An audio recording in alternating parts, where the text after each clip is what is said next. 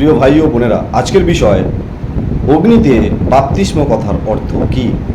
আপনারা ঠিকই শুনেছেন, আজকের বিষয় অগ্নিতে বাপ্তিস্ম কথার অর্থ কি।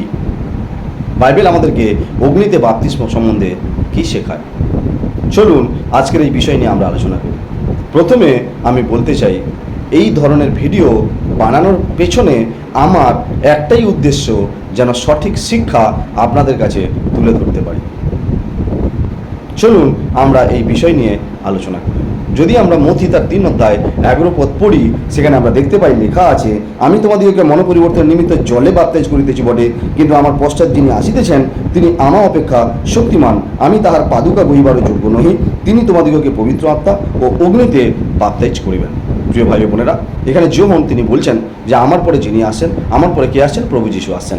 আমি তার পায়ের জুতো তোলার যোগ্য নই এবং তিনি আমার থেকেও শক্তিশালী।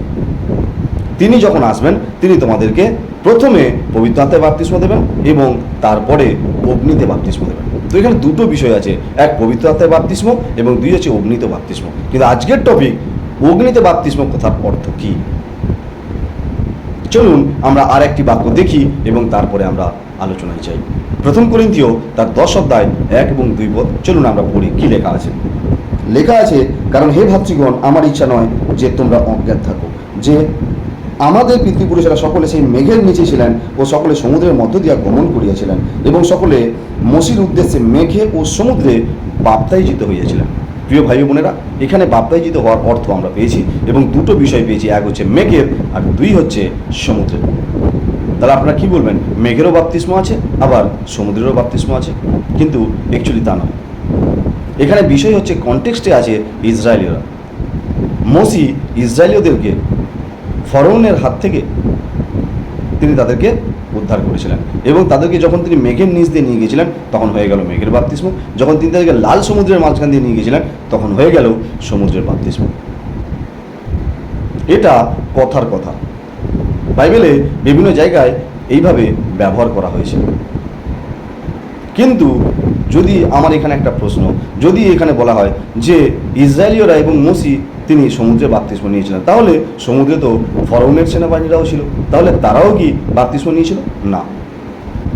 তার মানে এখান থেকে আমরা বুঝতে পারছি যে অগ্নিতে বাপ্তিস্ম সম্পূর্ণ আলাদা বিষয়। অগ্নিতে বাপ্তিস্ম কথার অর্থ হচ্ছে নরকের বাপ্তিস্ম।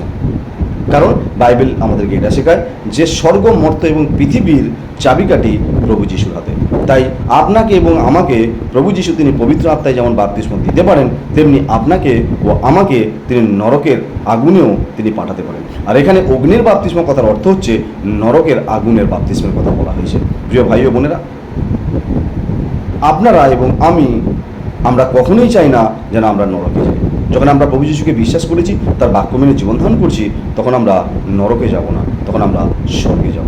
তাই প্রিয় ভাই ও বোনেরা, আপনারা কখনোই প্রার্থনার সময় বলবেন না ফায়ার ফায়ার ফায়ার, প্রভু আমাদেরকে অগ্নিতে বাপ্তিস্ম দিন, অগ্নিতে বাপ্তিস্ম দিন। আপনারা কখনোই বলবেন না। যদি আপনারা বলছেন তাহলে আপনারা ভুল করছেন। কারণ আজকে বিভিন্ন মণ্ডলীতে আমরা দেখতে পাই প্রচুর বিশ্বাসী ভাই বোনেরা, পাস্টাররা, তারা বলছে প্রভু পবিত্র আত্মার আগুন তুমি আমাদেরকে পাঠাও, ফায়ার ফায়ার ফায়ার ফায়ার, এবং তারা এরকমভাবে প্রার্থনা করে। কিন্তু যারা আজকে এইভাবে প্রার্থনা করছে, প্রিয় ভাই বোন, আমি তাদেরকে বলতে চাই আপনারা ভুল করছেন।